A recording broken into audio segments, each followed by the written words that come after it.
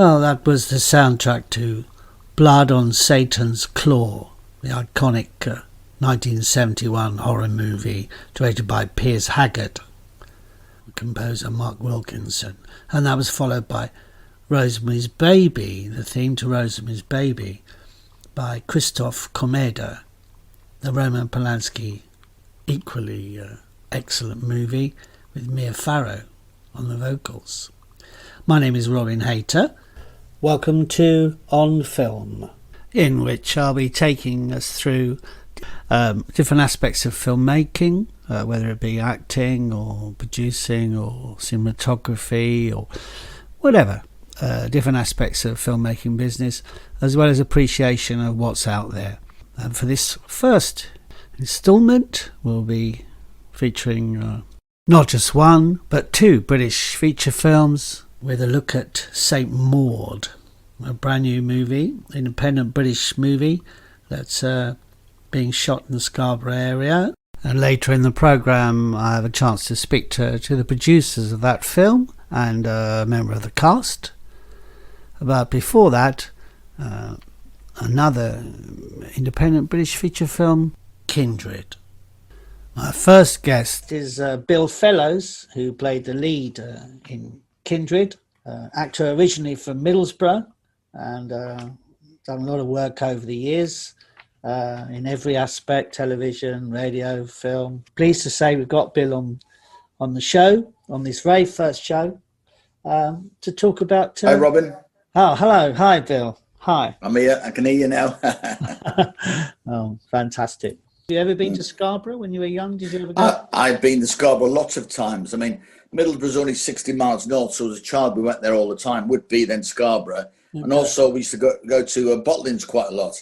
And Botlins is based near Scarborough in a little place called Filey. So it's virtually next door. So I know Scarborough very well. The reason I picked Kindred is because it's a brand new film. It's on its way to festivals, as far as I know, as we speak. That's true, yeah. Yeah, it is, yeah. It's been through... I sort of was lucky enough to see a little bit of it earlier on. And I saw it in his final incarnation, so to speak. And I thought it was absolutely fantastic. And I thought he did a great job. It's a fantastic movie. Thank you. Oh, my pleasure. I'm not really... I have to be wary of giving too much away. But... am I right? It starts off, there's something very traumatic has happened. Traumatic has happened to the main actor and he's confined to the house. Is that right? Yeah, I think you could tell the beginning of the story because it's right at the beginning. He comes home on Christmas Eve, I think it is, with all the presents, dressed as a Santa Claus hat on. And he walks through the door and his wife and his son have been murdered. And of course, that's an incredible shock to him. And then it cuts to 6 months later, and I won't say any more than that, but that's how the film starts. Uh-huh. And then we learn to fight. We find out what led to the murders, what's going on, and what's happening, really. Tell me again about that night. I lost my family. They were murdered. How would you feel if someone broke into your house and murdered your family?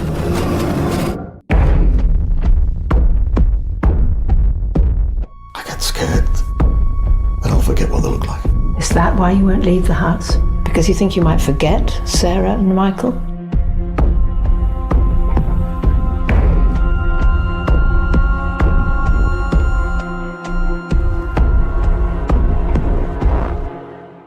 Because St. Maud, I believe, was a sort of, it's lauded as an independent movie picked up by Channel 4, etc. And I believe that Rose Glass, she did a short, and it was very much respected after going to the National Film Television School. And I believe that she then went on to get this feature. But as it's lauded as an independent film, I suddenly put in mind of Kindred, which to my mind, David Bryant, the director, is a real independent filmmaker in that what he's cobbled together here is miraculous.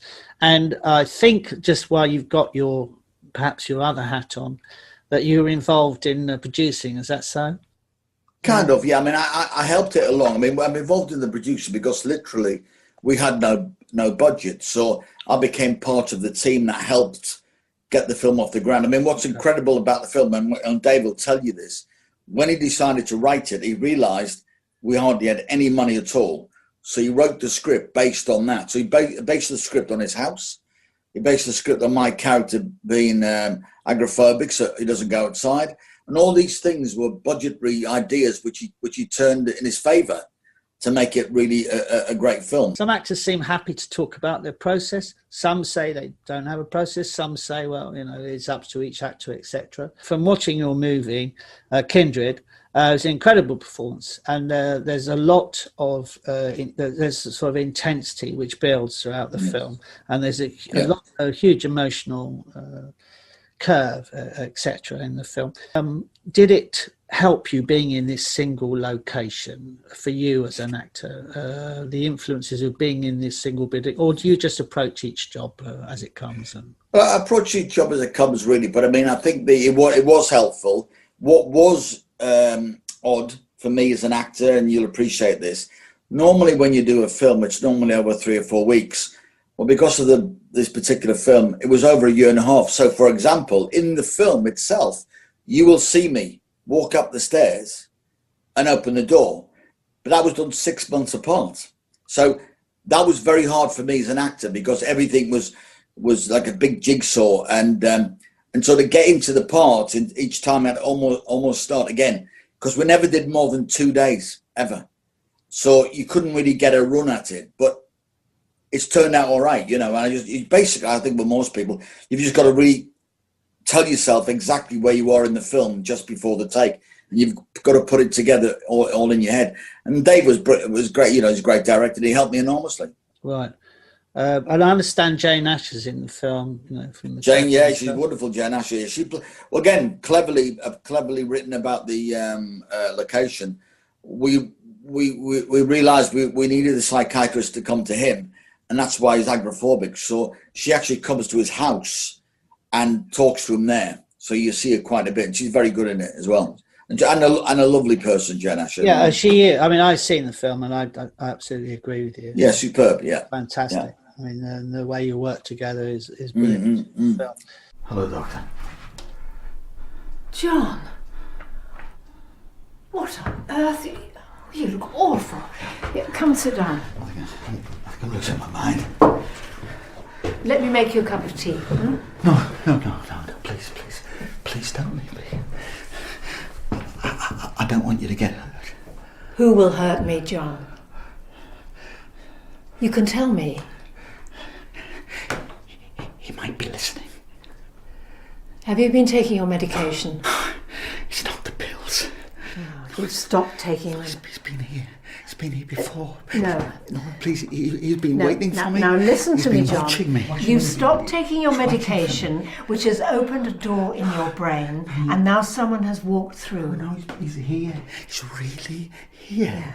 Calm down, John. We can deal with this person. But you don't know him. You don't know what he's like. Do you trust me? Trust you. Do you trust me? Yes, I yes. Then tell me his name. His name? His name is Bobby.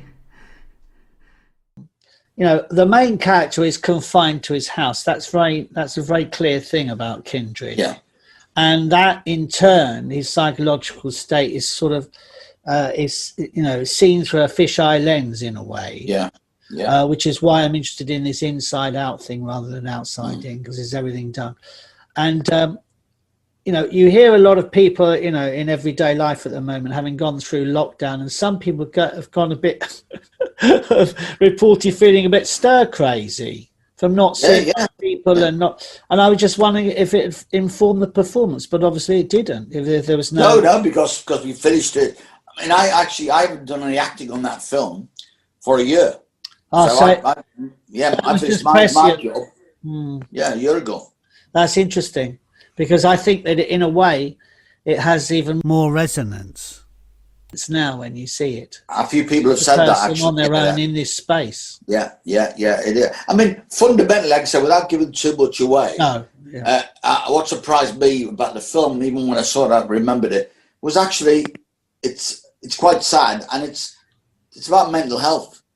Really, the film's kind of about mental health. Okay. And I think what you're alluding to there is that with COVID, a lot of people are staying in the house, they can't see anybody. I think a lot of people are suffering mental health problems because they have no contact with anybody. Yeah. And in fact, in the story, it's very similar. I don't have any contact with anybody apart from my psychiatrist. Okay. She's kind of the only person I managed to speak to. And his brother pops round, but when his brother does pop round briefly, he can't wait to get rid of him. Do you know what I mean? That's played by Jonathan Lindsley. Jonathan Lindsley, a friend of mine, a friend of ours. Played by John. Does it very well. And that's an interesting. He kind of loves him as a brother, but once you get stuck in that world of maybe having a drink and being on your own, you might hanker after someone else, but actually you've got used to being a hermit. It's strange, isn't it? But I think a lot of people are suffering at the moment. I mean, the lockdown at the moment, I think, is getting worse in the northeast. Originally, where I'm from, not Scarborough area, I don't think, but where people now can't see each other in their houses. So you'll have grandmothers can't see the grandkids again and things like that, and that's happening right. That's happening right now, isn't it? That's right now in the northeast. It is, yeah. But as an actor, do you find you sort of dig deep into stuff in your own life, or is it just imagination, or what do you do? It's difficult, isn't it? I mean, I've played parts in the past, for example, in a thing called Rosa Maloney, where I was the copper, but I ended up killing people and killing kids and all sorts. Well, I had to imagine that because obviously I can't dig into my experience for that. So I think a lot of it is just, I think the two things. One, you have to use your imagination, but also you have to focus and concentrate. That's the thing. I'm not one of these people, who can actually live the part 24 hours, but I certainly get myself into a place of concentration where I'm quite quiet and focused, I think. That's the way I do it. I mean, I'm a bit of a fan of David Mamet, who does say really that, you've just got to say the lines. That sounds ridiculous to a certain extent, but I mean, if the thing's well written, it should inform you as an actor what's happening. Yeah. So I'm not a Daniel Day-Lewis character, but I don't think, from what I hear, that's all a bit of a myth anyway about Daniel Day-Lewis, some of the things he got up to. But I'm not one of those who could sit being the character for 24 hours. Yeah, people always say the method, don't they, because they're American. Yeah, I don't know what the method is. I mean, I just think, what you've got to do your job, and your job is to create an illusion of being truthful. Yeah. So whatever way you get to that being truthful, but even then there's all sorts of experiments. I mean, I think I might have mentioned this to you before, which I absolutely love. And if you got time, basically they had an experiment of getting an actor, and they asked the actor to think about his mother and emotionally and get crying and all that business.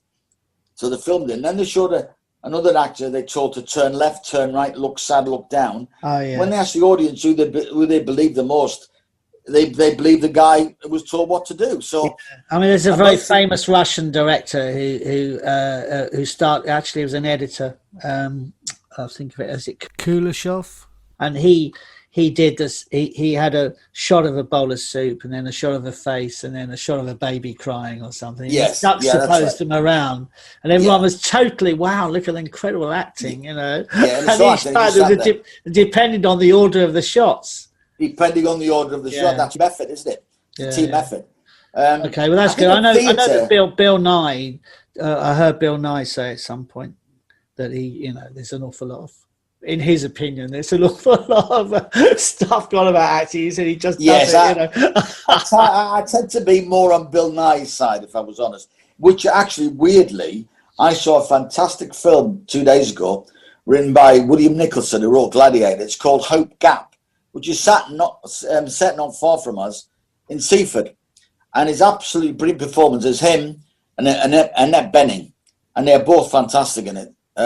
So, and I believed everything Bill Nye did. I believed. I remember just watching the thing, and I have to say, this is not blowing smoke up your, backside or whatever, but you did an incredible job in this film.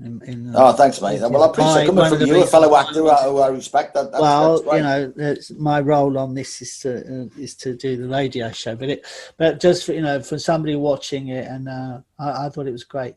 It's a great film. Yeah, cheers, mate. So And I think all the supporting cast, you know, because as Dave will tell you, the way he did it, you know, other actors came in for 1 or 2 days, but I think they all did a great job as well. You know, well, that's my point again. You know, going back to my original point about the cement of the film. You know, it's such in the same fashion you may have done in other films. Yeah, most of the time that's what I have done.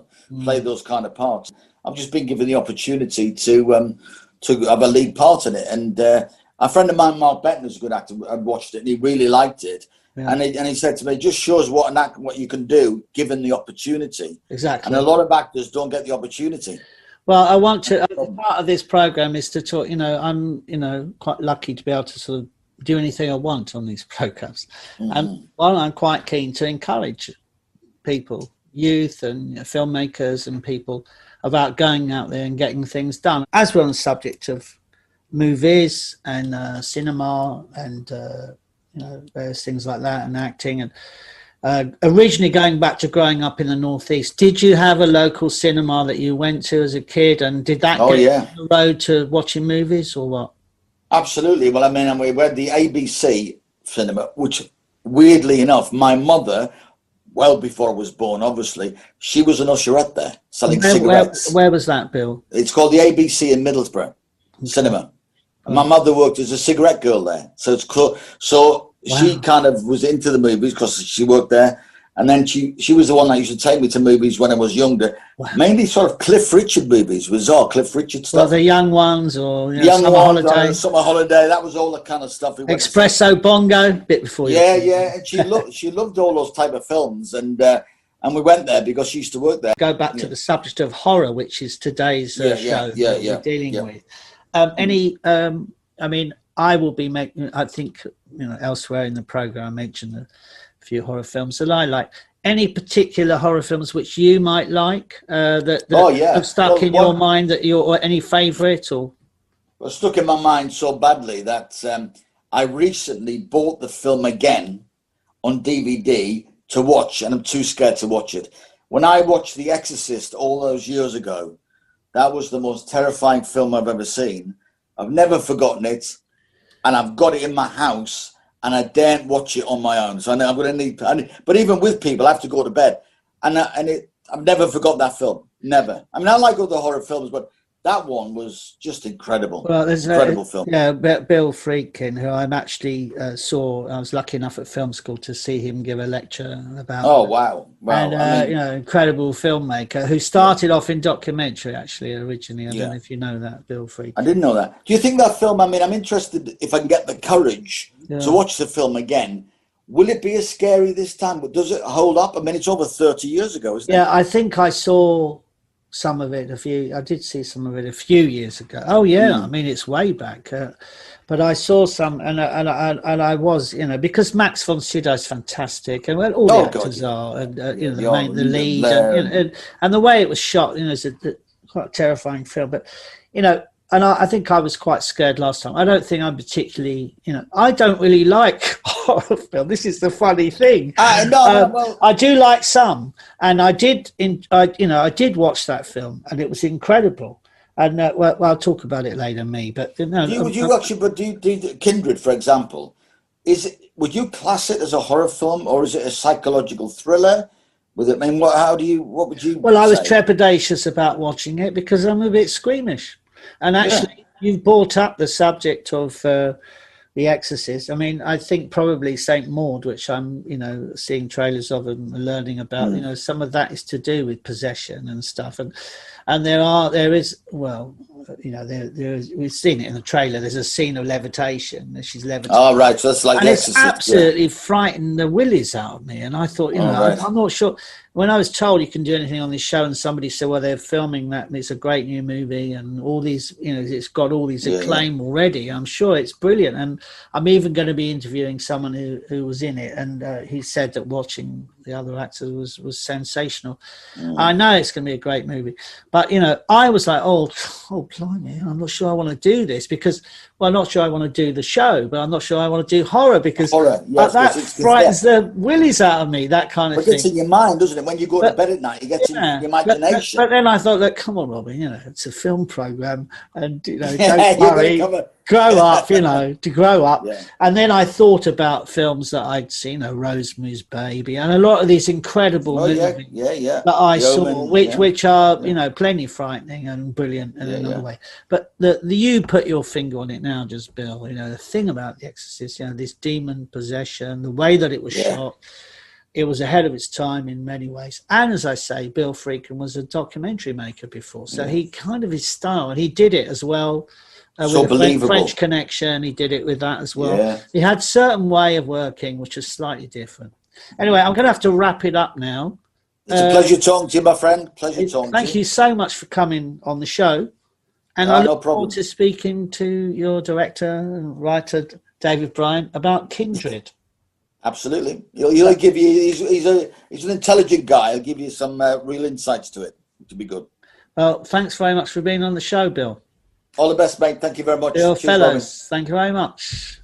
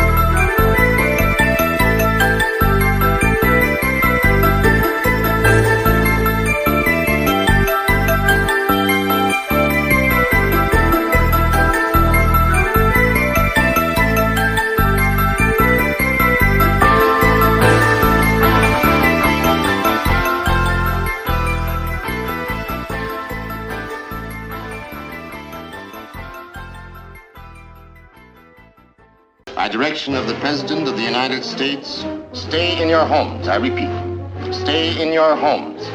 Your personal safety, the safety of the entire city, depends upon your full cooperation with the military authorities. Yes, cities, nations, even civilization itself, threatened with annihilation, because in one moment of history-making violence, nature, mad, rampant, wrought its most awesome creation. For born in that swirling inferno of radioactive dust were things so horrible, so terrifying, so hideous.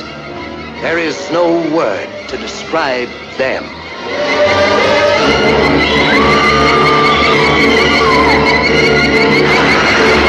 We may be witnesses to a biblical prophecy come true, and there shall be destruction and darkness come up in creation, and the beast shall reign over the earth. Okay, so that was the theme tune to William Friedkin's The Exorcist by Mike Oldfield, which I remember at the time. Not only the film was all pervasive, but the album too, Tubular Bells, that it features on.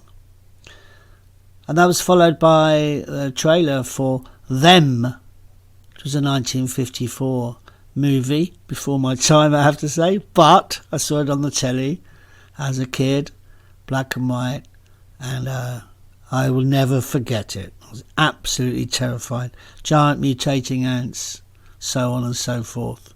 James Whitmore, fantastic performance. What a movie. Borough Cars. Reliable, punctual and friendly. We go here, there, anywhere. Call 361111 or download our app. Borough Cars Scarborough.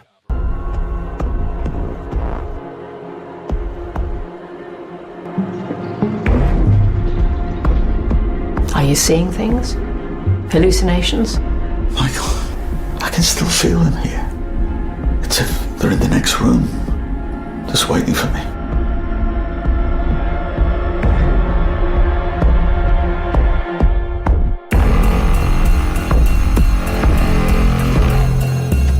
You've stopped taking your medication, which has opened a door in your brain, and now someone has walked through.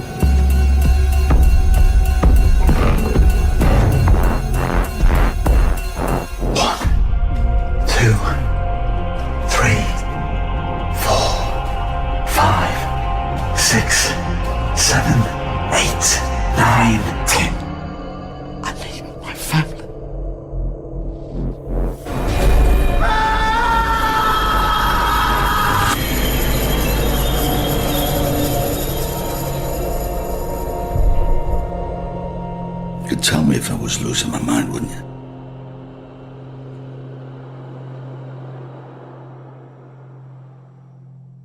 We're lucky enough to have the director of Kindred with us today, David Bryant, and I think I'm right in saying the film is heading for festivals as we speak, and what a cracking film. Thank you. Welcome to the show, David. Well, thanks for inviting me on. Pleasure to be here. And yes, you're right. The film it's kind of it's finished and gone out to the cast and crew, but we're kind of getting feedback, so maybe a few little changes will be occurring. But yeah, it's going out to festivals as well. Okay. Hopefully, that should be the next 6 months or so of doing that, and going out to distributors hopefully soon as well. Great. Well, I see the tagline in some of the blurb and also the trailer. Fear comes from within. The tagline. Yes. Cracking tagline. And I must say, I saw the whole film, and lucky enough to see the whole movie, and I was just completely blown away. I mean, it's just absolutely fantastic. It makes sense, and the tagline kind of when you've seen the film, the tagline will make sense. The fear does come from within. Sure. I found that, what can I say? I mean, there's just so many things that, we can talk about. I'm sort of contrasting really, because this is my first radio program, my first film show for Radio Scarborough. Okay. And I'm just making it horror. And actually, you know, I mean, there's a lot of horror films that I remember growing up, and you know, there were some where I can't watch some horror films.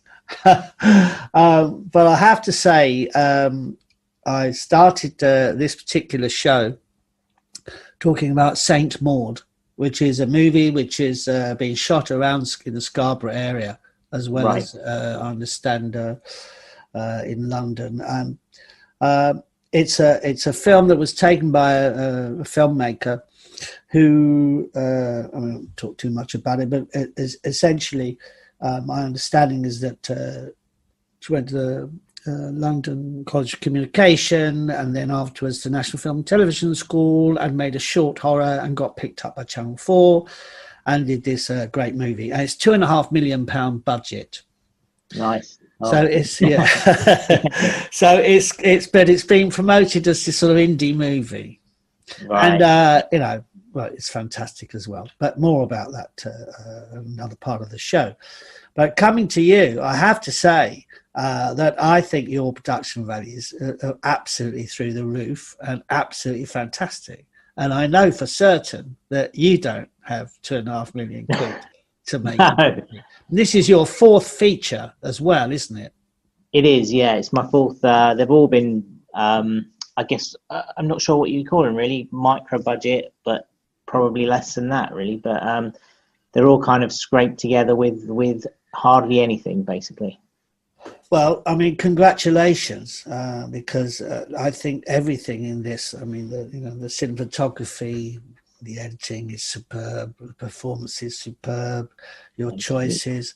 I think one thing I wanted to ask you about was the music, because so often we kind of forget that, you know, without a decent score, without a decent soundtrack, you can really, a film, you know, may not work. And this is another aspect of the film which is absolutely superb. Thank you. Yeah, I mean, the score was something that I thought was massively important, especially with this film. And I've worked with Adam Langston, the composer, before, who's just incredibly talented, basically. Plays all instruments, very orchestral, which is what I like. I like an orchestral score. And it's kind of, it's within, it tells the story a lot of the time in the film. I mean, it kind of really helps push the film along. I mean, a lot of people now tend to use more kind of pop music or not so much pop music, but songs, whereas I kind of still enjoy orchestral work, which is Adam is just absolutely brilliant at. Yeah, I mean, am I right? I mean, I don't wish to sort of accuse you of any influences like John Carpenter's films, for example. Not really. To be honest, I do love John Carpenter's scores, and but with this film, to be honest, because I've worked with Adam before, I very much know I trust him, and I kind of let him go free and I kind of tell him give him an idea where I would like the music, and then I set him free, and he kind of just comes up with it. And well, the reason, sorry. Continue. Sorry, just very often he comes back and it's kind of perfect first time. Well, I mean, I absolutely think he should, you know, he deserves a BAFTA for this. It was just absolutely amazing. I mean, I mentioned John Carpenter because, you know, there are elements of it like Assault on Precinct 13 and Halloween and things like that, where the tension builds. You've got the piano at various points. You've got, you know, of course, it accentuates action, accentuates the feeling and the, you know, this whole thing about fear comes within, you know, hopefully, well, not hopefully, it does actually. It as you say, it adds an extra character. So how we feel maybe the main character played by Bill Fellows, some of his state of mind sometimes. The music kind of accentuates that, you know, from what I can see. Yeah, and that along with the sort of the sound design, Benji Clifford, that is, isn't it? Yes, who again has done an amazing job kind of absolutely layering the film with lots of sound design that obviously hopefully you don't realize it's there, but it really does affect you. Well, yeah, I just having sort of been a filmmaker myself, I can't help but notice those things, and I was just incredibly impressed. Okay, that's great on the sound aspect. Cinematography. One of the things about this film, shot inside mainly, Yes. I believe. Although some fantastic, I won't give too much away. There's some really nice aerial shots at key points in the movie. And a sense of the outside. One of the things I found intriguing, I hope it's not giving too much away, is you bring the outside in through the painting on the wall that he has on his photography, sorry. Photography, yes, which are kind of, that's some of my photography that I kind of, again, when I was kind of writing the film, I knew I had these images that I could blow up onto canvas and put around as art, as design, as production design. So I kind of worked that in, and that's my photography. Okay. But the DP, has a kind of Leighton Wise, who shot the film, who's kind of a friend of mine from film school. You've shot. We have, he shot my other films, the last two, and we've kind of got a shorthand. So we kind of it's again with films with this kind of budget, you kind of need to shoot fast, and having a shorthand with your camera person and stuff really helps to move it along. Sure. But I thought in terms of the text, textually, the fact that it kind of works within the story, because the guy's confined in his house. Just not to give too much away, it's explained in the trailer. Something has happened. He's confined in his house, and then it seems he doesn't want to leave his house. But the outside is represented through the photographs, and it's even mentioned, I think, in the film. It is, It's kind of his career as a photographer, and but the fact the outside and the inside are, exactly. You know what I mean? He can't get outside, so it's through. He lives through they're almost like a window, exactly. to the old world. Yeah. And am I right in saying that these portals of various different degrees exist in the film? Yeah, I mean, he's because he's agoraphobic, so not to give anything away, but he's a guy who's got certain problems, mental issues, and agoraphobia is the main one that's resulted from this traumatic experience. He lives with the curtains shut. There is the live view of the world outside he rarely kind of sees. So these photographs are a portal to kind of the past as well. They're his old life, and they kind of they're his work, but they're also kind of his memories.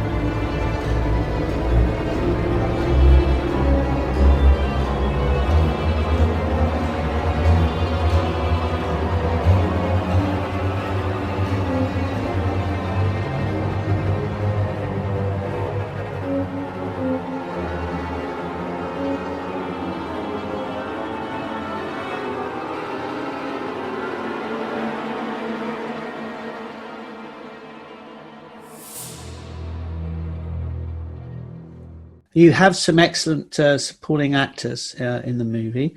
Well, not least Jay Nasher, who is in the film, but also other, perhaps people who don't particularly know their name of, who do tremendous work, and they sort of come to the house back and forth. Yes. I won't give any more away, but they are agents of change, if you like, or agents of something which come into his life, aren't they? Again, that was I kind of wanted people that you needed kind of the outside world to visit him, obviously, because he can't go out. So I kind of wanted to have the outside world visiting him all the time. So they've got different reasons for coming, either nefarious or to help him. So it's kind of a lot like the real world, you know. You've kind of got people with different reasons for speaking to you. And was this the fact that you were shooting a lot of it inside the house, was a sort of necessity a mother invention? I mean, is that kind of why you did it this way? Because you know, one thing I should say, David, and I should say to our listeners, that some of the great horror films we know, Psycho and all these Hitchcock movies and some great movies. We see these movies and we forget that they're based on amazing books. Daphne du Maurier, The Birds, Vertigo, someone else, etc., etc. But sometimes people forget that when there's a filmmaker, and very often an independent filmmaker like yourself, you write and you make the film. And some people don't know that. And in this case, you've written, directed, and produced the film.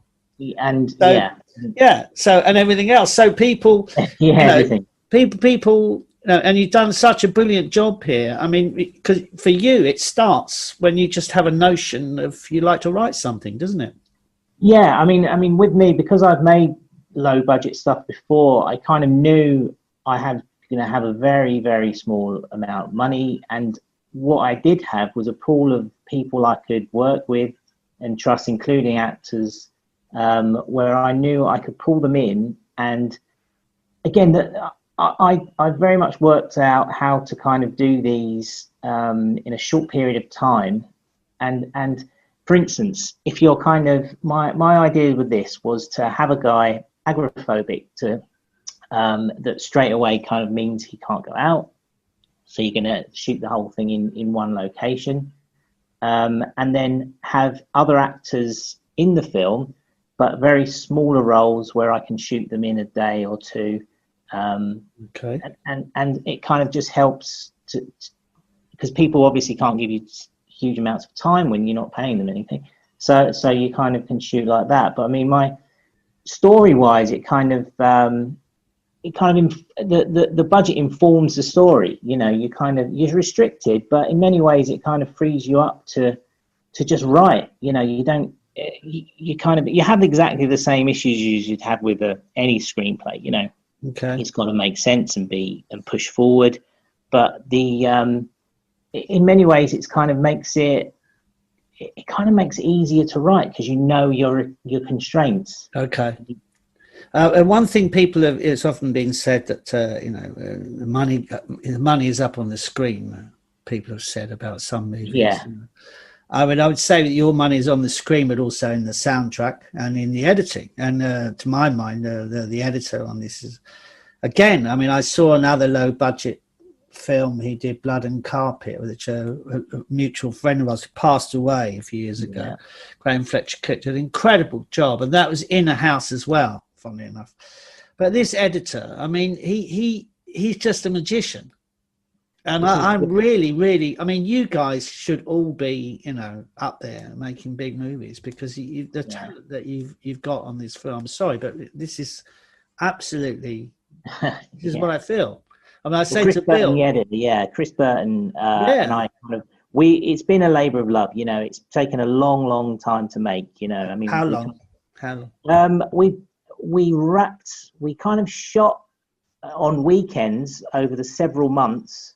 In fact, over about a year, and we then pieced it together and we took our time. We didn't have any delivery date for it like a lot of movies would have. And again, because everyone's busy, we all kind of work. We would kind of do weekends editing, and we really knocked it into shape over a period of months. And then we kind of so every job, everyone else was busy. Adam, who was doing the music, was working on Cats, orchestrating music. Right. So he was very busy. So the score took a while, and obviously Benji, who done the sound design, was busy. So it's kind of one of these things where you got to be very patient because these people who you want to work with and who are brilliant have got lives, and they've got to, so as long as you can give them the time they need, then you're going to. So the next question is, what would you do if you had £2.5 million budget? I have numerous scripts at different budget levels. Okay. So I'm kind of working with a couple of producers, one on kind of genre films. Really, I'm kind of I like horror, but not. I don't only kind of want to pursue horror. There's a kind of revenge film I'm working with producer Ben Richards on, Scavenger. I've got other horrors and busy man. I mean, you just churn them out, don't you? Yeah, I mean, I'm kind of rewriting my work as I kind of go along, because again, I'm always learning and getting better, hopefully. So I kind of 2.5 million. I don't know what I would do with that money at the moment. I mean, obviously it would go on. I mean, 2.5 million. It sounds, I guess, like a huge amount of money, but I'm pretty sure it would run away pretty quick. I mean, I have kind of big ideas, but let's just say I could easily spend it, and make and hopefully again make a really good, probably a horror or a thriller. Well, I mean, I have to say I spoke to your lead actor, Bill Fellows, and I said to him that it's just a fantastic performance, incredible performance. Yeah, it is definitely. And also.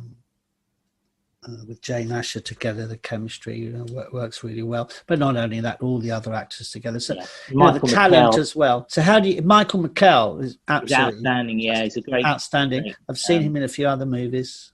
Bill and Michael's scenes as well. Yeah, are just absolutely brilliant. Sorry I had to leave you in there, but I couldn't trust you weren't going to spill the beans and tell her all about me and all the other stuff. Oh. Found this in the bin. Someone trying to tell you something. Pretty concise. You have to admire that. Why are you looking at me like that? I'm your best friend. No, it's all done to protect you. Now, I'll let you out if you promise not to go blabbing about what we've done. Deal? Deal? Cool. I have to say, John, it's good to be home. So how did that come about? Cast them just so you knew them? Bill is kind of a local actor that I got to know, and we just kind of thought let's make something together. And again, it sounds easy, kind of, we both live quite locally. If we shoot it around here, we can kind of do it. I mean, again, the original idea was to do it over 1 week and shoot the whole film and then spend a couple of months. It didn't quite work out that way, but what allowed us to kind of keep shooting again and again was having someone like Bill local, who's the main actor, whereas everyone else kind of would travel in. Michael Kell? Michael McKell's London based. McKell, sorry, we just brought him down for 1 weekend. Okay. Jane Asher, obviously, she lives in London, so she came down for. You've worked with before. Yes, Jane Asher I worked with on my comedy, Drunk on Love. That's right. Through producer Ben Richards already knew her, and she came on. We got on really well. And when we finished Drunk on Love, she saw that and kind of said, "Look, whatever you're doing next, give me a call if you want me, and I'll turn up and do it." So. Okay, well, listen, I want to I really want to wrap up there, really, because one thing I would like to say is that, because this show is particularly about horror, and I brought you in really to show that people do make films without the huge budget, and they can be brilliant. And I think yours will really go far. I'd love to, see how it goes with the festivals, because, I do really think it's superb. But I'd like to ask, if you don't mind, if you have any favourite horror films growing up, or what's your favourite horror film ever? That's what I can ask you. I do. I kind of, there's kind of a group, really. I mean, I like The Thing by John Carpenter. Actually, is one that was a remake, wasn't it? It was, yes. But that was one of the first horror films I remember seeing as well. And at the time, I probably didn't kind of get it quite as much. But now it's still a film that I watch at least a couple of times a year. See, that film terrified me. My brother said, "Have you seen the remake of The Thing at the cinema?" Because I'm that old. I remember the original. I'd love to have seen it at the cinema. Telly in black and white, but to see it when I was older, and my brother said, "Have you seen that?" And then I think I don't know where I saw some of it, and I saw these things coming out. Oh my God, these spider things coming out of the bodies, and it absolutely terrified me. Absolutely terrified me. I think what terrifies me, actually, linking to probably Saint Maud, is kind of the religious themed horror films get me, like The Exorcist and The Omen. They kind of freak me out. But I love those kind of films. I love The Shining. Jacob's Ladder. So on this film, it was kind of probably stuff like The Shining, Jacob's Ladder, Psycho. That was. I try not to be influenced when I'm writing the script. I don't try to watch stuff that's similar. No, of course.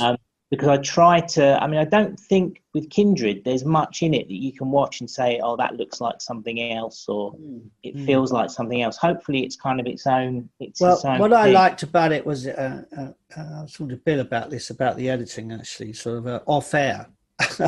That I actually like the way that the version I've just seen, the way it's kind of like chapters of a book. I like the pacing of it because it reminds me of some great films in the 70s. I remember when you're watching the film and you digest something and then you move on to the next bit and the next bit and the next bit. Yeah. And I really like that. And I think it's very powerful with this film because it's a slow burning fuse. And I was completely exhausted last night when I watched the film. This is the second time I've seen it, but I was exhausted. I thought, oh God, I'm not going to swear now, but I was absolutely exhausted. It's just like, anyway, so that's enough for now. But thanks so much for coming on the show. Well, thank you for inviting me. It's been great. Yeah. And good luck with festivals. And Kindred, everybody, David Bryant's movie. As soon as you hear of it, go for it. Hopefully you'll be able to see it somewhere at some point. But hopefully festivals, and then who knows? Exactly. Well, thanks very much. Well, thank you. Thanks, Robin. All right. Bye.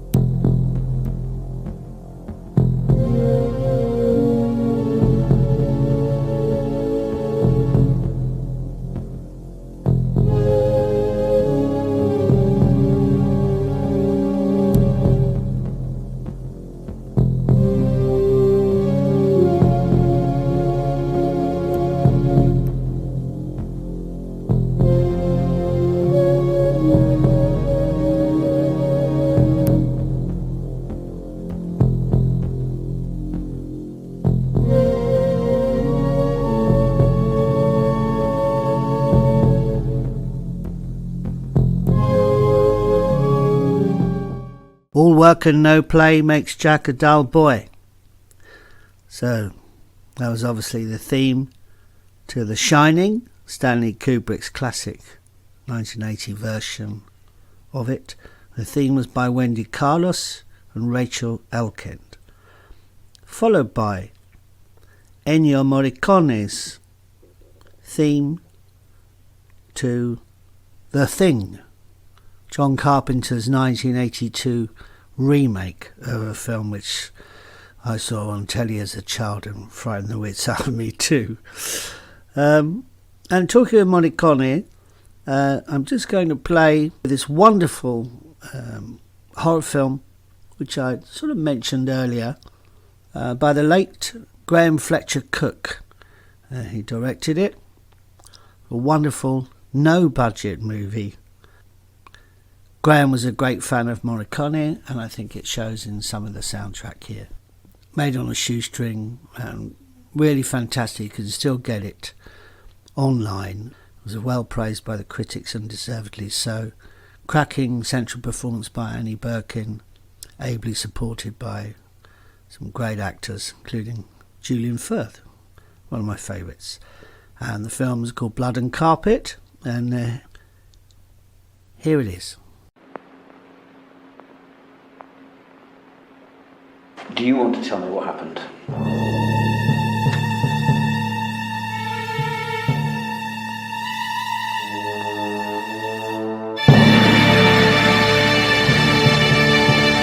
Just clear up the blood, and then we can work out what we're going to do with the body. You're going to chop it up and chuck it in the canal.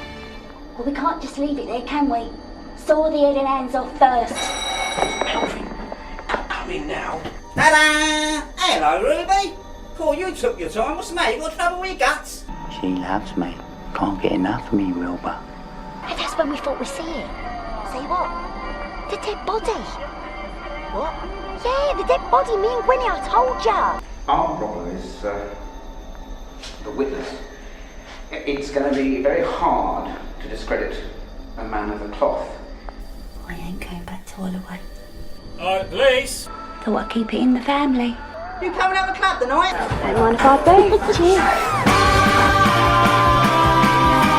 Stop me, are we? I'll take you outside, manager. You got me under your spell. You got me under your spell. My life's a living hell. You got me under your spell. You become our witch. You become our witch. You got that voodoo witch.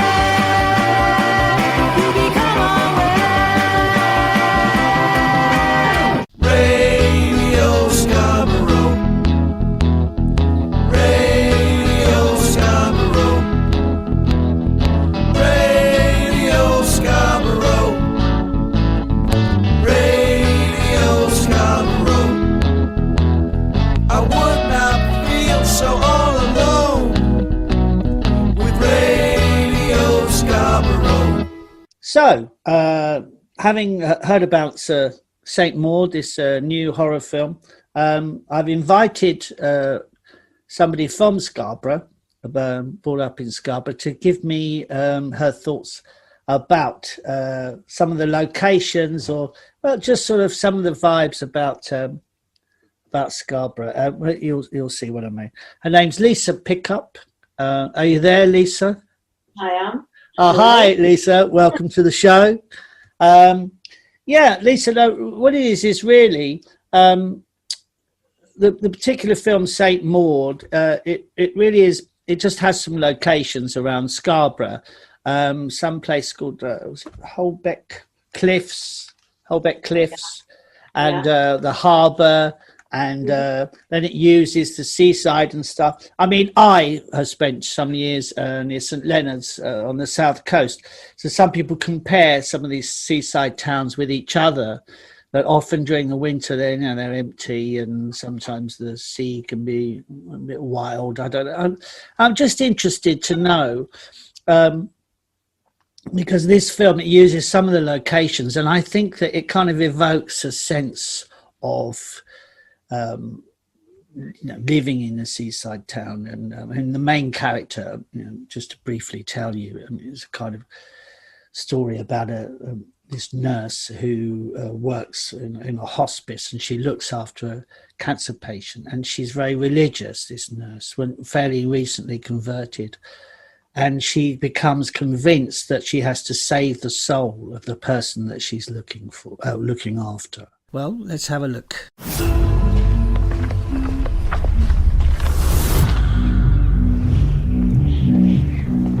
Hi, are you Maud?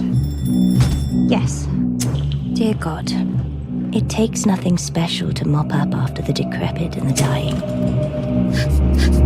Can you feel that? Yep. But to save a soul, that's quite something. Bless Amanda's body, and bless her mind, which is shrouded in darkness. When you pray, do you get a response?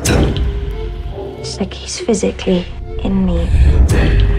It's how he guides me. He's just there. He's everywhere. But it's incredibly evocative, and the filmmakers used some locations from the Scarborough and the coast along there, and also some of Scarborough, to kind of show, her life. I think there's a scene, she's in a pub, etc., but also the seafront, as it is now. Is it what I'd describe? I mean, it's stupid southerner here, but is it what I'd describe as bleak sometimes? It can be really bleak in the winter. Yeah, but then it's a tale of two towns. It's like two different towns, because you go there in the summer, it's full of fun. There's kids playing on the beach, and the town's busy and buzzing, and it's full of life. And then you go in the winter, and it's damp, it's cold, it's windy, but I love it at both times. Walking the beach and taking both different atmospheres up. As for growing up there, I definitely felt I needed to get out. At a young age, and I didn't know what there was throughout the rest of the world that was on offer. I just knew what there was in Scarborough, and I felt it was more scary to stay there than it was to leave. Really? And go to the unknown. The best thing you can do is get a job on Woolies goodie counter. Well, we all know where that led to. Yeah. So. But the thing about this film, from what I understand, I mean, she gets and I think there are many aspects of this film, from what I can glean so far, of where we are in society today. I mean, it's a new film, so I guess it would be. But she works in care in a private hospice. Now, the care jobs is down in St Leonard's and Hastings and the southern coast. Is a similar thing. There's some of the only jobs that exist are in care these days. Yeah. Well, my longest friend at school, my best friend, that's what she's done, and she's done it all her life. Yeah, she's dedicated, she's great at her job, and she loves it, thank God. Yeah, but it is a tough job, and I couldn't do it. Now, this is a real sort of horror film, but it's about this sort of religious obsession of this girl and everything in the film. Cinematography looks nice, and it's really actually quite nice to see glimpses of my hometown, there, because I think it gets a bad rap a lot of the time, but undeservingly so, because it's so beautiful. It's got the beautiful bays and the beautiful landscape in the countryside surrounding it as well, and it's friendly. Radio Scarborough. Radio Scarborough. The program I'm doing today is sort of, this time I decided to do it about horror, and I was a bit wary, because I don't particularly, I'm a bit scared of horror films, a bit weedy. And then I suddenly thought, oh, no, come on, this looks really fantastic. And I can see from the trailer that it's absolutely amazing. It's already garnered great reviews. And as I say, it's going to be there's some locations in the Scarborough area, but also understand from the producers that they use some locations in Highgate. And I have to say, I'm very lucky to be able to invite to the show an actor who was in St. Maud, and he was one of the cast. And I always say, I feel this very strongly, that the supporting actors are the cement of films. They're what kind of keeps it all going, keeps it all together. And many actors, when they're not doing a lead, they'll be doing supporting actors, and it's all part of a team to sort of bring it together. And one such dynamic actor in this film is Marcus Hutton. So welcome to the show, Marcus. Hello, Robin. Hi. Now, but I would like, if it's okay, to ask you about your involvement in it, the part that you played. If you can tell me something about it and your experience of working on this budget. I understand the other film that I was interviewing today, it was sort of no budget at all. But I understand this went from a National Film School, sort of they had a short, and then they wrote a feature, and it was able to, to Channel 4, able to back it. So it's quite a big budget. Backed by the BFI and Film 4. Yeah.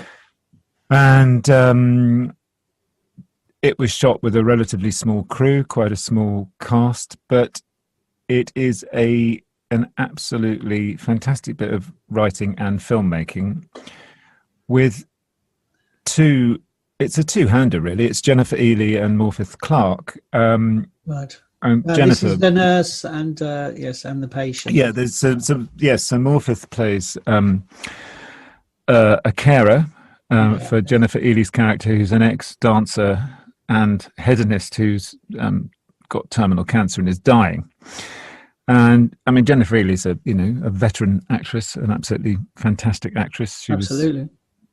People will remember her from sort of period drama things here, and she was in Zero Dark 30 and all those things. And Morpeth Morpeth just doesn't stop working. I mean, she's an incredible actress, and it's an incredible performance. And I would say to anybody, go and see this film for a number of reasons, but one is Morpeth's performance. I mean, it's a proper star turn from a young British actress. Very exciting. It was very exciting to watch. I mean, just being, I did about 5 days on the film. I think they shot for 25 days in total. And what did you play? I played Richard. So I played one of Jennifer Ely's friends who comes up to see her, effectively to say goodbye, but winds up having a massive row with her. But they were sort of equals. They were both contemporary dancers on the contemporary dance scene. The brief I got, and and had been lovers at one point. This is Jennifer Ely's character, and he wants her to come back to London. He doesn't know why she's wasting away in Scarborough, but she's happy to be up there. I mean, it's a superb film, and I'm not saying that just because I'm in it or but it really it's very odd. I mean, I got this job in a really normal way. My agent rang up and said it's a low budget British horror film. It's for a small part. You might have to do a bit of dancing. And I thought, oh no, I can't dance. What am I going to do? I mean, yes, I can't dance. So I was about to sort of big myself up there, but really I can't. And you can move. I can move, yeah, in the way that actors do. But anyway, so I went for this audition, met the casting director. I thought, I'm not going to get this. But so I was sort of ready to leave, really. I thought it was just one of those meet and greet kind of castings that nothing would come of. And then about 4 days later, I got a call saying, would you like to be in it? And the whole thing was very easy. Sometimes acting jobs don't always happen like that, but it was a very easy process, really. And I understand you're saying that it's, from the blurb and from yourself, you mentioned that it was shot in Highgate and interiors. I mean, was it a kind of one house and one room? Yeah. So I mean, the Jennifer Ely's character lives in a big sort of tumble down house in Scarborough, but the interior was a school in Highgate that I think it was like a prep school, which was two large houses that were pretty run down and were empty. I think they're going to be property developed, but they were sitting empty. And I think the producers obviously got hold of them, obviously got quite a good deal. And they had big rooms with high ceilings. So the art department went and dressed it, but it was really done on very little. I mean, it's incredibly cleverly lit. Ben, who was the cinematographer, did an absolutely fantastic job, and it was really moody, very, very dark. You know, they used a lot of Atmos smoke in the room, which is a bit of a cinema trick. If you have sort of low light and you want to get the light to cut in a scene, then they puff smoke into the room. So I mean, you can see the trailer. I mean, it's astonishing, the cinematography and the atmosphere. As I said, some of it sort of dark colours and some of it, really, smoke and what they were doing there. I wanted to ask you, this is a bit of a hoary question, but I asked Bill Fellows it before, about actors, because for our listeners, this is essentially a radio show about film. And in this case, film acting, and you're appearing in this new movie. Are you one of these? It's a bit of an old acting question, but are you one of these actors who everything's down to this great script you said that you read, or do you have a kind of journey you do, or are you kind of? I mentioned with Bill about Bill Nye saying, well, he doesn't really do anything; he just gets on and does it. I mean, how did you find working with a director? Did you do some homework? Well, I mean, no, this was very much turn up on the day, having read it and give you a performance. I mean, Rose, I think... Rose Glass, the director. Rose Glass, the director. I mean, she's 28, 29. And she went to the National Film School and left in 2015. And she made an absolutely brilliant short, which was not... It wasn't like a short version of St. Maud. It was another sort of quite dark short film that was a very, very good film. And she's been sort of mentored and championed. And she's just...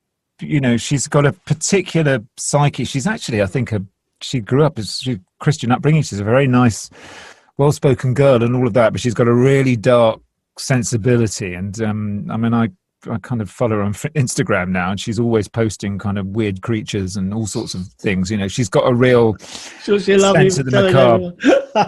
Yeah, so she's a real, and I mean, this is a psychological horror. It's a woman's film, I think. So. I mean, I thought this is interesting. I mean, so about this thing about, as you say, a sort of coming-of-age film in some ways. Yeah, absolutely. And just in terms of my own process, I was actually looking for a bit more from Rose in a funny sort of way. I kind of came in and did stuff, and she said, "Yeah, that's fine." I mean, sometimes when you're not really sure what the tone is or the form is, you often walk onto telly and film jobs where you aren't really sure if you're kind of hitting the right tone, but she seemed happy. She wasn't a very directory director. She was just she made the atmosphere was incredibly nice. It was very funny, actually. Like often, I think sometimes actors will say that if they do, really quite dark Shakespeare plays, that actually that's when you have the most fun. And it was a fun set. People were really nice and chatty, and Morfydd and Jennifer couldn't have been nicer or more welcoming until the camera started turning, and then Morfydd, she transformed into just something else. I mean, it was just amazing to watch. She had that real on-off switch, so she was, nice, bubbly, chatty, young woman from Wales when the camera wasn't turning, and when the camera came on, she just went into this zone, and it was really amazing to watch, actually. Yeah, for people that haven't been on a film set or don't really know what it's like, I think it's quite right what you were saying about, they will often say that, the key to get this fantastic working atmosphere where everyone sort of is sort of conducive to people being able to relax so they can then focus on essentially what they have to do. Well, absolutely. And I think, Rose managed to get that down. And I have to say, there was something perhaps about it being a kind of female-led project. Andrea Cassman, woman producer, was Andrea Cornwall and Oliver Cassman. But Andrea was the sort of senior producer, 2 female leads, female director. There wasn't that kind of posturing. I mean, I know that you're from an acting background and from a similar era to me, so that there was quite a lot of shouting when I started acting in the 80s. People quite often were quite shouty. Film sets were noisy. First ADs were bellowing. it was all a bit sort of chest bumpy, the whole these thing. Fucking extras or whatever. Yeah, exactly, all of that.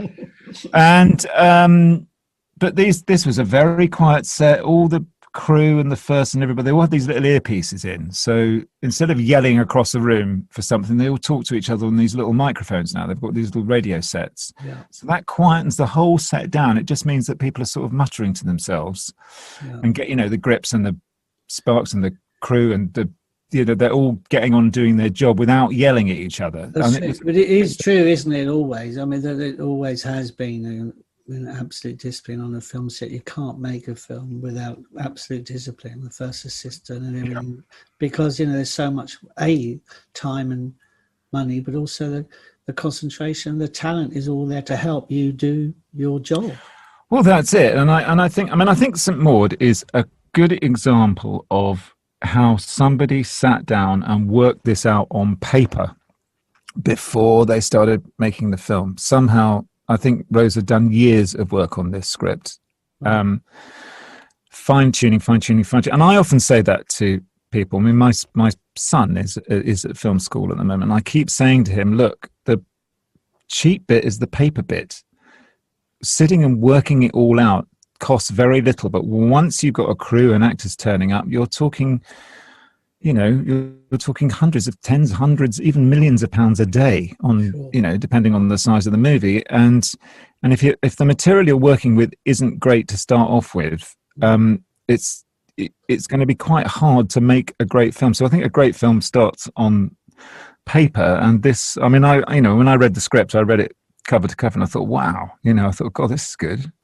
I was speaking to David Bryant earlier on, who has directed Kindred, which is the other horror film I mentioned, which is featuring in the programme. The sort of indie film, I call it. It doesn't have the sort of massive budget behind it. But I was expressing the fact that, people tend to forget that many of these great movies, I'm thinking like Hitchcock, Psycho, Vertigo, The Birds, well, not just Hitchcock, many other horror movies, Kubrick, etc. They have these great sort of novels that they're based on. But to be able to sort of get a film together to write it, I mean, I always say that, the writer is king. I mean, that's where it all starts.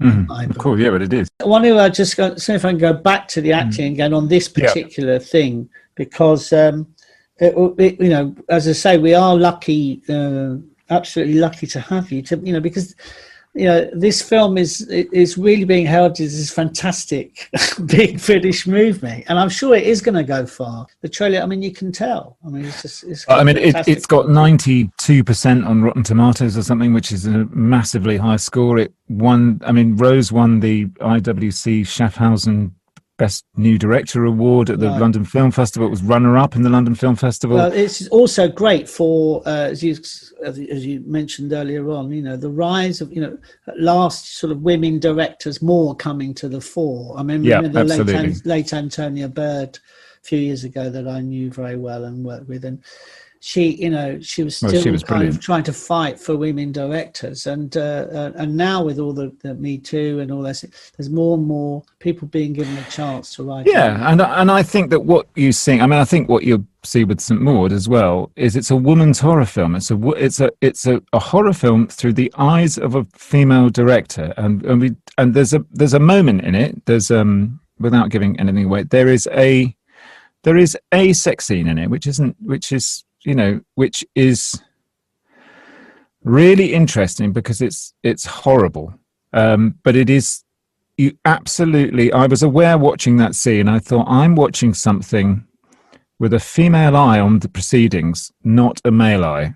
It never tips into a kind of sensuality. It's quite interesting. And I actually thought, I don't know if a man, even, a man who was even very in touch with his unconscious, would have been able to film that scene in quite the same way. It was. I mean, see what you think when you see it, but there's definitely a female eye there, which is actually quite refreshing because the majority of work I've done has been directed by men, and is Well, it's a predominantly a famous male thing environment. in film schools for many years, the male gaze, isn't it? And Yeah. ever since, well, we mentioned Hitchcock. Yeah, but it's interesting. But I think one of the things you can say about cinema that's led by women is that you are getting the female gaze. You're getting a female perspective, Sure. which, of course, it's necessary, and of course, it's important that we see stories told through another prism, and so it should be right across the board. More representation in films means more stories with different points of view, with more diversity in entertainment is great, because it means that you're getting lots of different perspectives and actually getting a view of the world that's healthy view, a broader view of the world. And I think that's in this day and age, it seems incredible even to be having this conversation, but it's definitely a female-led film, it's a female-led film that is a cracking good horror film. Yeah. It's just fresh. There's something really fresh about it. Yeah, well, that's really brilliant. I could wind you up there, but I want to ask you one question, which I've been asking other people that come on the show today, because today is about horror, and every week this show is going to be completely different, by the way. It's just today is about horror. So what's your favourite horror film growing up? Was there any one particular favourite? Well, I think the two horror films that had the biggest impact on me growing up in the 70s, I suppose, were The Shining and Carrie. And St. Maud reminds me a bit of Carrie, but Carrie... telekinesis and stuff. But I went to see Carrie, I think I was about 12 and managed to sneak into the cinema to see it when it came out. When was it? About 76, wasn't it, Carrie? I remember that really shocking me. I was terrified when that bucket of blood went over. Oh, yeah. And John Travolta was in it, and Sissy Spacek, wasn't it? Yeah, that's right. But it sort of dealt with humiliation, and it dealt with... That's right. Prom just night, dealt with more things, That was also a teenage, a young woman, wasn't it? Yeah, kind of coming out. And abuse, actually, another form. Yeah, absolutely. And I think it dealt with it well. I mean, I suppose if you were to say what's my favourite horror film of all time, I would probably have to say Pan's Labyrinth, because I think that film is a masterpiece. You know it. I do, yeah. Yeah. Is that Alfonso? Is that Cuarón? Or is it's the other guy? Del Toro. Benicio. No. Guillermo del Toro. Excuse me, I'm sorry. He's a friend of. But what's great about that film, and St. Maud sort of has shades of this. What I think is the genius about Pan's Labyrinth, which is about a young girl, actually a fantasy world being less horrific than real life. Yes. That's what Pan's Labyrinth is about, Absolutely. And that's what makes it a masterpiece.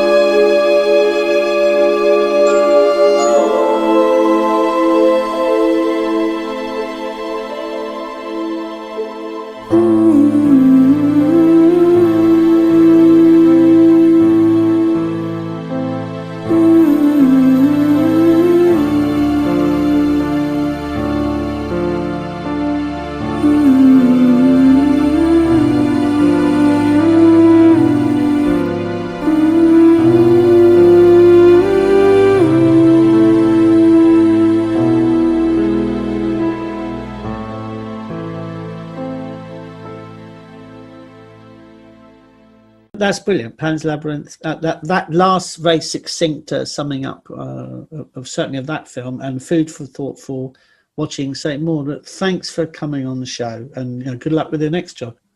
Great. And you, Robin. Take care. Bye. Bye. Thank you very See much. you soon. Bye. Bye.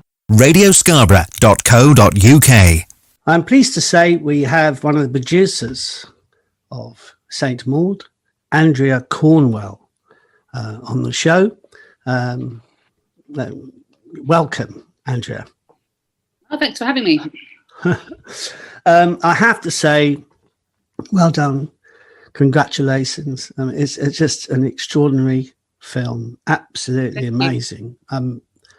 I don't think I'm exact. I think it's Oscar material. I'm sorry, but I really do. Well, it's nice to hear. Yes. It's an extraordinary film, as I've said. I think in many ways, rather than being, I know we kind of, this particular program, our first actually in Radio Scarborough, we're talking about horror. And I kind of, I said it in the program, I don't really like horror films that much, but I was talking about chillers and kind of, gratuitous horror films really. And this is quite the opposite. In fact, it's an incredibly spiritual film, an incredible film, because it's dealing with the substance of life and death, faith, how we deal with things, alienation, today's society, youth, the way they relate to each other, sort of sexual mores, escapism. I mean, there's so many elements to it. And I think this is what I think anyway. But I think the whole piece, for me, I think Scorsese would have a field day, and I don't mind me saying this, but I don't know whether I read somewhere a reference to whether Rose liked Taxi Driver or anything, but this kind of movie of trying to save somebody reminded me a bit of Travis Bickle, where he's trying to, save Jodie Foster from their claws of evil and stuff. And it kind of, you move along to this, which I obviously won't tell anybody, but there's a kind of climax to it. And texturally, I mean, it's just an extraordinary film. The visuals, the sound, the kind of various, let's say, things going on in the main character's mind, as far as we know, and how they manifest her relationship with her God, things like that. I mean, I was exhausted after it, and I think it's really great. So I've got you on the program to ask you some questions. I was talking to Marcus earlier on, who played Jennifer Ealer, the character, the dancer. He played an friend of hers who was a dancer with her, contemporary dancer, when she was younger. That's the main character, who is bedridden with cancer that Maud is looking after in the film. And he comes back to see her and the Jennifer Ealer character, and he's kind of it's quite clear that he doesn't want to sort of be stuck up there, and he wants her to kind of live life a bit. But cancer is one of those things, we've all had that. Well, not we've all, but I have, and other people may well have, where you have loved ones and people, and you come to see them, you're trying to kind of do something, offer something of value at that time. And, he's kind of sent away packing by Maud, which is great because she has her own solutions to it. And there's particularly a point in the film where another person who comes into Jennifer Ealer's life at some point, presumably to give her some kind of comfort in another form. And Maud... and she says, you have to go because she needs to be, you don't care. And she says, well, I do care. And Maud says, well, not enough. Because in Maud's opinion, nothing is enough in terms of what she's come through and what she feels her mission is. I'm going to play a clip now. This is after that occasion. Amanda has got wind of what's been discussed, I think. She decides to throw a birthday party, and the matter comes to a head.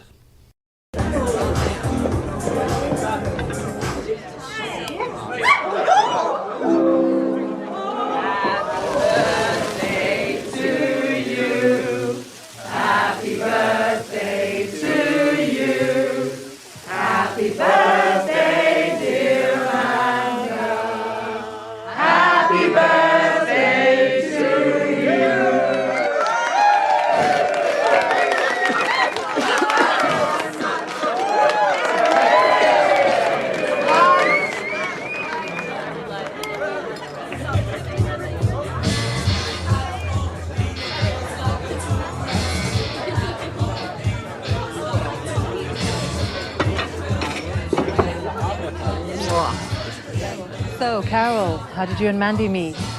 We met online. Ah, so now you have a menage a trois. Hardly. Maud doesn't like Carol. Funny, I can't figure out if she's a bigot or if she's just jealous. You know, she went sneaking behind my back to try to scare Carol away. To save my soul, if I understand correctly. Excuse me. Don't run away. I'm talking to you. Maud is my savior, you see. She's been looking out for me in more ways than one, but you got a little carried away, didn't you?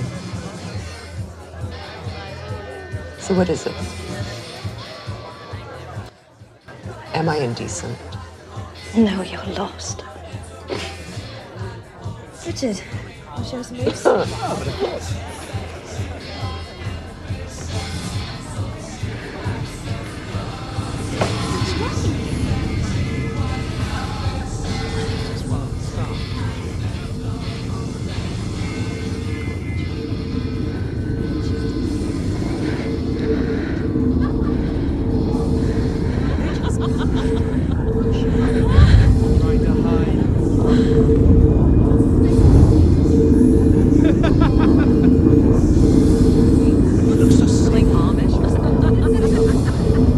There's my little saint. Oh, no. Sweetheart, no. You know you shouldn't take anything I say seriously. I just want to see you loosen up. You're a beautiful young woman. And you should have some fun while you still can. I've got more important things on my mind. Oh, yes, of course. Well, how could mere human frivolity possibly compete with the Heavenly Father's warm heart pulsing? Let's go.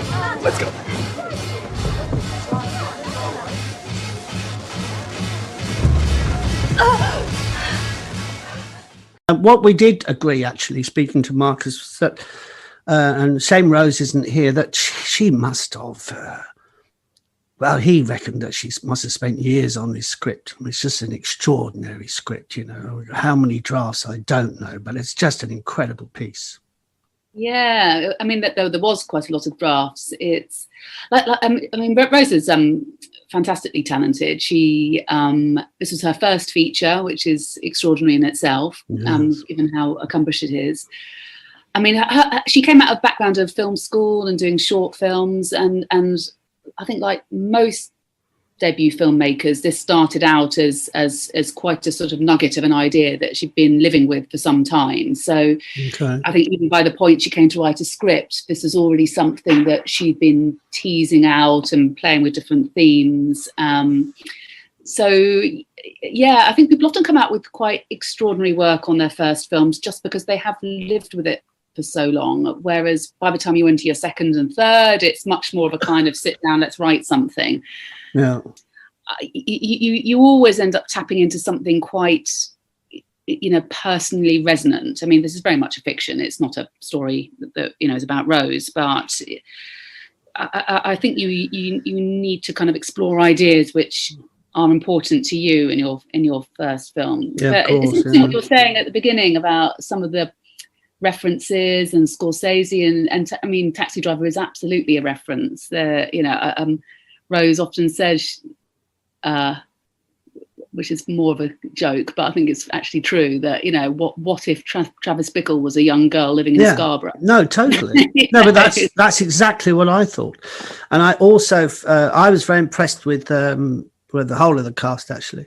But the way the scenes where she is out, too much away, but there's a scene in the film where she feels kind of rejected by Jennifer Ealy's character after trying to kind of help her and everything in one sense. And she kind of, well, for want of a better word, she feels that she's sort of fallen because she goes out and kind of parties a little bit, or she goes out to a pub and she meets various things happen. And it's an incredible scene because it's very reflective of something I felt years ago, and I don't know how to express this without being rude, but it is something buddy, and it was something that came out in the new millennium where people would just, it seemed to be that the kind of youth thing where you meet someone and basically you go and sleep with them or you do something with them, and it would almost be like a sort of totally impersonal thing, you know, and it was just so sad, and it kind of made me, it endeared me much more, even more, to her main character, in that she was struggling with her own kind of sexuality, which isn't only her, it also happens to the main character. And it's where we seek comfort from things, where we let go, and one thing that Marcus was saying, and I agree with him entirely, that we felt that this was very much from the perspective of the female gaze, the film, because all the things that happen, very much, they're not kind of, well, you know, over sexualized in terms of, you know, the male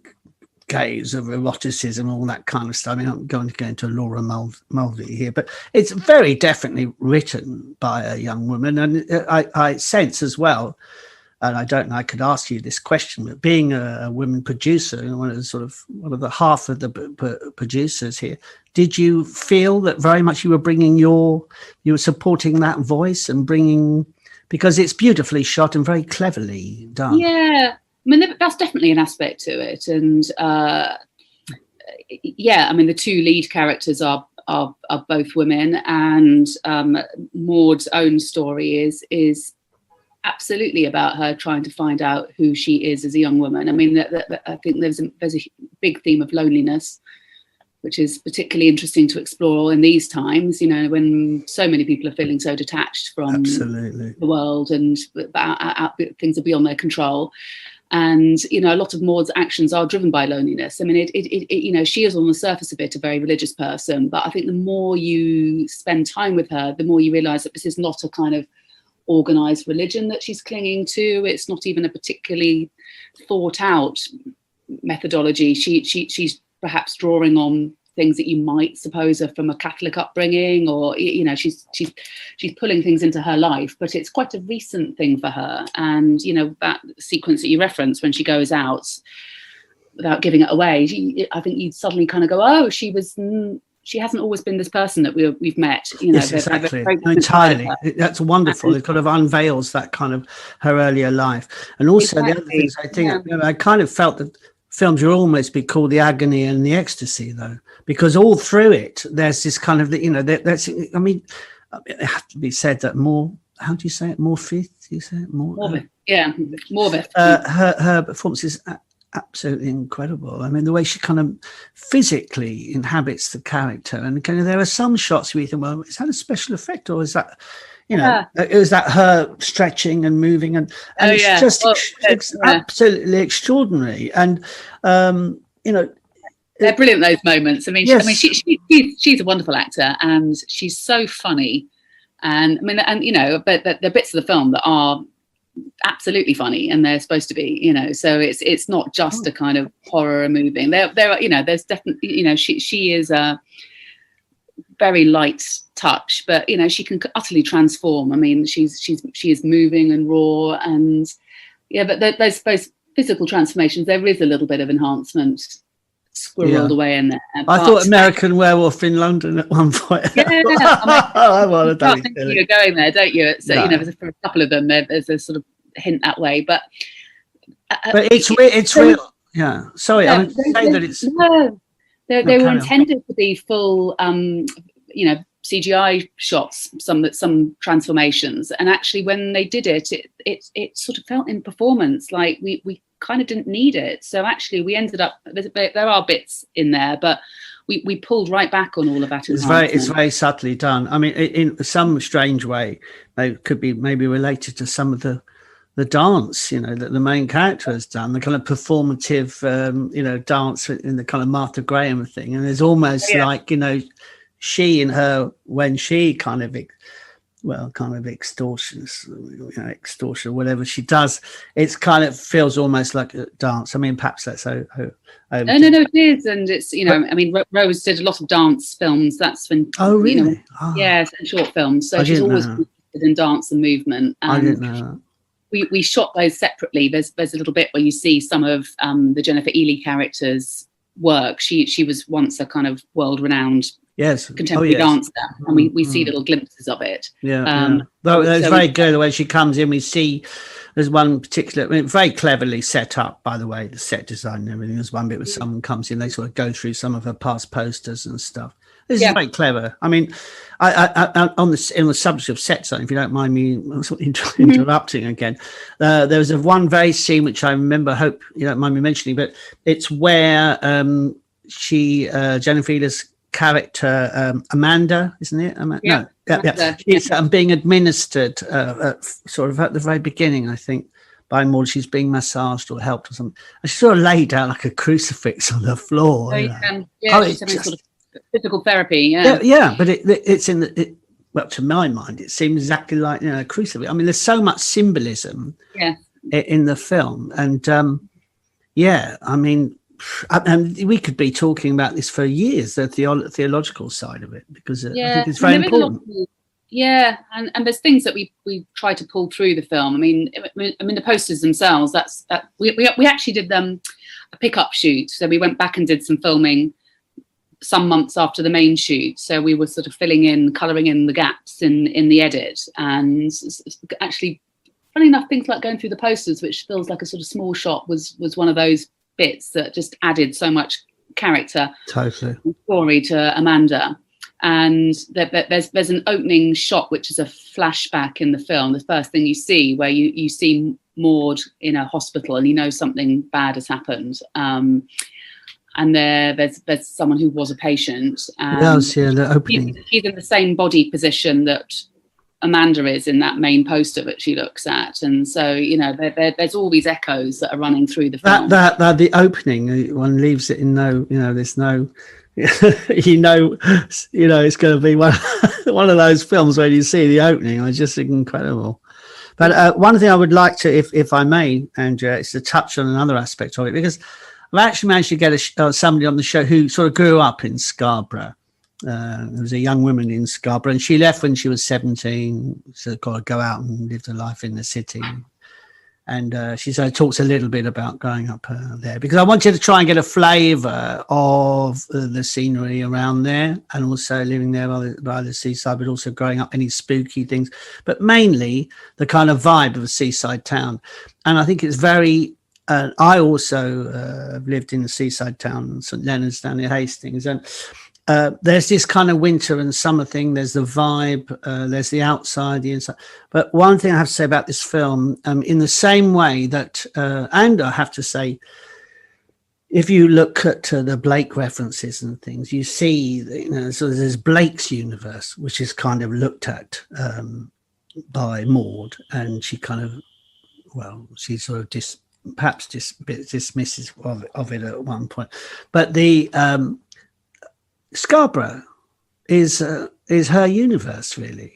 I mean, we see her in the home, etc., and we see those things, but that's her universe. And what is so extraordinary is she's kind of found her own other universe through her relationship with God, it seems to me, what she assumes to be her proper relationship with God. And then, as you say, there's one point in the film where she kind of reverts back to where she was before. And the strength of it, I think, is not only, of course, the way that it's written, but the locations, and also these other actors that come in, the dialogue, the interaction, the way people are. And then there's another scene, which I won't talk about, but it's a kind of a scene that happens, and it kind of takes us back, as you say, how she was before. It's seemingly, but it kind of it gives us that Scarborough comes alive, and it's beautifully shot. I mean, the cinematography is extraordinary. I mean, the views, the exteriors, the way you get the different moods, different parts of Scarborough. And well, I don't know. I could wax lyrical about it forever.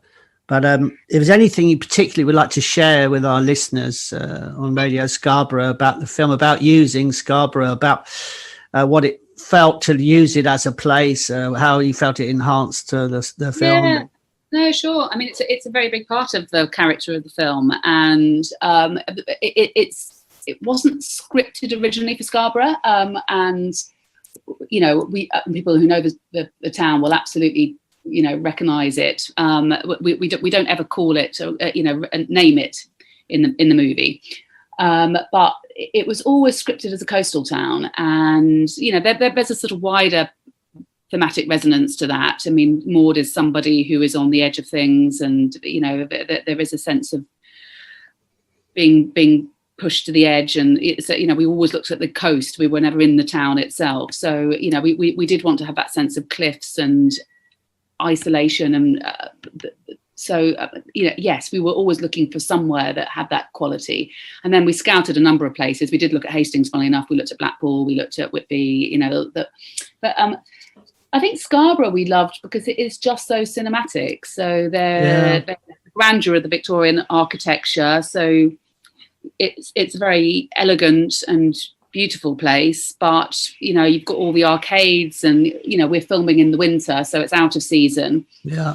And a lot at night, so you are getting all these reflections. And so that again, going back to Taxi Driver, I mean, there's a direct nod to Taxi Driver at one point when she's walking along the beachfront past the casinos, and we see the reflections with the guy with the drum kit, which is literally shot out of Taxi Driver. Okay. And so it had that kind of quality, but also all those browns, and sorry, back to the interiors again. There's lots of browns and dark colours and stuff. Yeah, well, the house is very oppressive. So we were definitely, which was filmed in Highgate, I understand. Yes, it was. It was an interior we doubled up there. Incredible. And then we sort of plonked it through CGI on top of the cliff, so it sort of appears in Scarborough at one point. But it's extraordinary, that opening scene. I love the way that it cuts through when she first arrives. I love the whole kind of montage at the beginning where she arrives there. It's very beautifully laid out at the beginning, I thought. Yeah. I mean, all of that is going up the cliffs in Scarborough. And, we loved all the alleyways that cut down to the beachfront.